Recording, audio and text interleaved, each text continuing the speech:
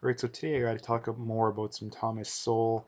Now, today he says something that's very important for modern times, and that's he says one of the sad signs of our times is that we have demonized those who produce, subsidized those who refuse to produce, and canonized those who complain. And this is one of the many problems of our society today is that we view it as a very large negative to be someone who produces, someone who earns a lot of money, and we subsidize and we defend people who are massive net negatives on society, and that is why the way society is currently being run, um, it will never ever work out in the long run. It just won't. And then the only way that we can maintain it is by the government running massive deficits. I mean, you look at the deficit this year, just for the government to give out all the free money they gave out. I mean, look at how large the deficit is.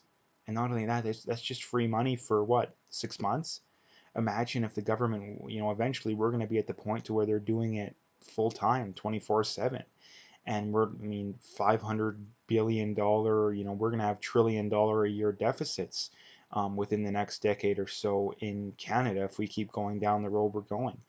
And that is the problem. And the main problem is that, like he says, we demonize those who produce. Like whenever the rich are talked about in commonplace and in societies in general, it's, oh, they're greedy, they're exploiting people, and in reality is that the vast majority of them aren't. And the one thing I think that where the left fundamentally gets things wrong is that they want to um, they want to tax people more, not because it's the right thing to do, not because it's going to work in the long run. They want to do it because they want more for themselves. See, the people on the left tends to be the people who are in that subsidized group, and the people on the right tend to be people who are in the producing group, which again, like, who are the people that are, and there's no debating that too. Again, people are going to want to debate that, but for the simple reason that what is the group of people in society who is thought of as most negative? Well, it's men, specifically white men. Why are white men so or sorry, it's white, specifically white men. Why are they demonized so much? Is because they're the group of people who disproportionately puts the most into the system than they get out. I think Asian men are up there too, Jewish men are up there, but they're the only group of people. And the other thing too is that they're the group of people who least wants to subsidize people who refuse to produce. So again, it's Thomas Sowell puts it absolutely perfectly in the fact that the people who we need most in society, because if we didn't have them, we wouldn't be able to have all our free stuff that we want. Um, we demonize them the most for the simple reason too that they're being exploited. And I mean, I hate to put it in that way, but if you're putting in far more into the system than you're getting out, you're being exploited by definition, right? And if you're taking far more out of the system than you're putting in, especially when you have the ability to put more in. It's one thing if you're disabled or you're like you have like a mental disorder or something, but um, it's a completely different thing when you're someone who just refuses to work.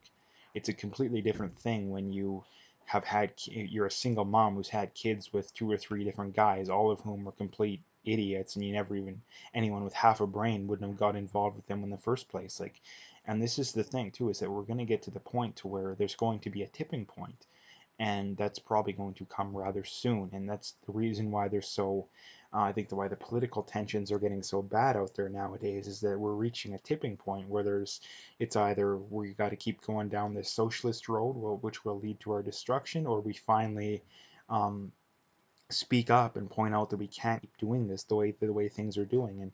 Um, and again, like I pointed out, this is where the left fundamentally gets things wrong when it comes to this kind of stuff. They point out the whole corporate greed, all that kind of stuff. Politicians, giving kickbacks to people that donated to them and who are friends. They point that out, and rightfully so. The problem is that they get it completely wrong, and you know that they don't have good intentions for the simple fact that they don't care about it when it happens the other way around. And the other thing too is that they care about it not because they want to right wrongs, because they want to take that money and keep it for themselves. Again, if you want to raise taxes on the rich, then you by definition want to keep more of that money for yourself. The fact that you consider it to be greedy for a rich person to want to keep more money for themselves, but it not to be greedy for a poor person to want to take money from a rich person, it just proves that you have no moral compass whatsoever, and you will say whatever you need to say to get your way. Um, and as much as it sounds good in theory that, oh, the poor should take some from the rich so they can live a better life, as much as that sounds good in theory, it's not moral and ethical in any way, shape, or form, because what you're saying is that you want different sets of rules for different sets of people. And when you get that, eventually you get chaos. It will ensue because people say, oh, having one set of rules for different sets of people in this situation is okay, therefore it's okay in this other situation. And then down the road, it's okay in this situation. And eventually you have a system where um, things just end up in total chaos, because the minute you justify it in one case, it's justified down the road, case after case after case, until eventually you have a tyranny. And that's the big problem. And the one thing too that they like to point out too is that, oh, well, some rich people want to pay more taxes, but the reality is that's largely BS for two reasons. Number one, you look at all these celebrities and politicians who support Black Lives Matter and all this garbage. Most of them don't actually believe in it, for the simple reason that if they actually believed in it, um, they wouldn't be all up in arms when it came to them. I mean, you look at that one rich neighborhood in LA. I mean, the Black Lives Matter went there, and all of a sudden the celebrities changed their mind. And you look at the mayor in Seattle. Again, she was all for CHOP until they came for her. So again, they don't believe it. They're just saying it so the mob doesn't cancel them. Again, it's just BS. And when it comes to the rich saying, "Oh yeah, we want more taxes," well, no, they really don't believe that, because if they did, they would just voluntarily write a check to the government for more money than they owe. Again, of course, they don't believe in more taxes. Like, come on. Um, and the other thing too is that when it comes to corporations, um, the big corporations, yeah, they do want more regulation and more taxes, for the simple reason that it will disproportionately hurt their competition, because they're already established in business. The competition isn't as established, therefore, more regulation and rules and taxes will hurt them more. So that's one of the many things too, is that it just doesn't make sense when it comes to that argument. So, and the other thing too is that um, why do we give people such a platform to just flat out complain about the system the whole time too? Is that we have people who are literally just full-time complainers out there. Now, I complain about a lot of things too, but I offer up realistic solutions. Like, a lot of these people don't offer up realistic solutions. They sit there and complain, and their solution is socialism, which we know won't work. For the simple reason that if they actually believed in socialism, then they would just start up a socialist area. Like, that's one of the many the problem, like I say, with socialism. The easiest way to debunk socialism is that if your system worked so good, you would just go do it, because under a capitalist system, to whatever degree, there's nothing preventing you from starting up a socialist hippie commune or a communist commune. There's nothing stopping you. There's nothing stopping you. But there is something stopping you from, in a socialist system, from having capitalism. So again, that's regardless of what system you believe in, you have to admit by default that they're not one and of the same. Again, and you have to admit too that the socialists tend to not actually believe what they believe.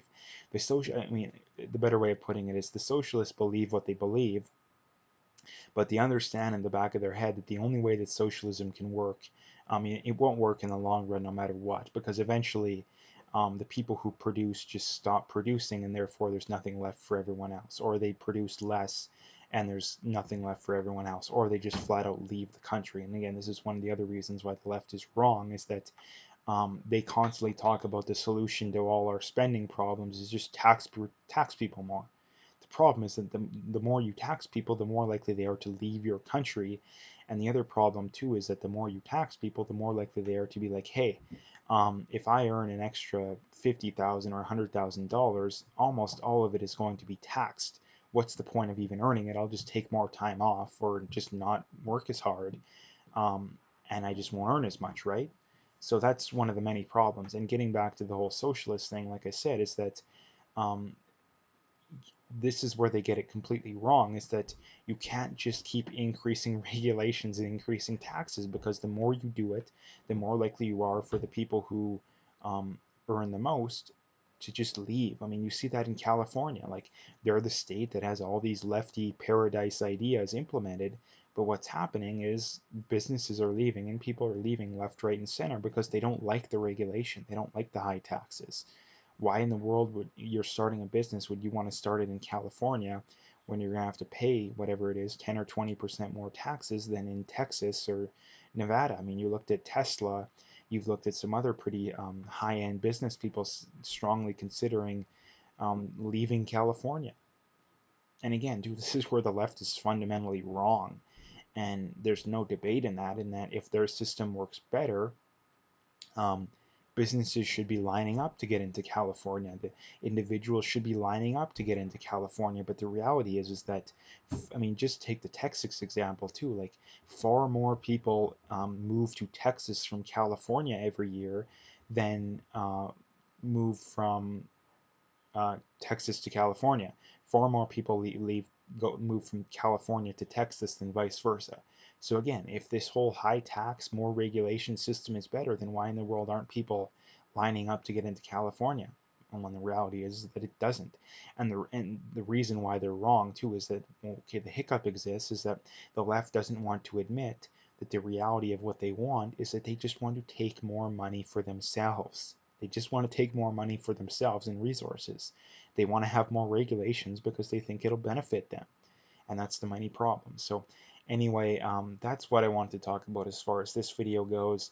Um, I mean, the other thing I wanted to bring up too is the whole subsidize those who refuse to produce. That is something that's going to kill our society. I mean, it's something that I've talked about before, but the big problem being is that, I mean, when you look at immigration, I mean, immigrants from the third world are far more likely to be net negatives on the system than net positives, that being they take more out of the system than they put in.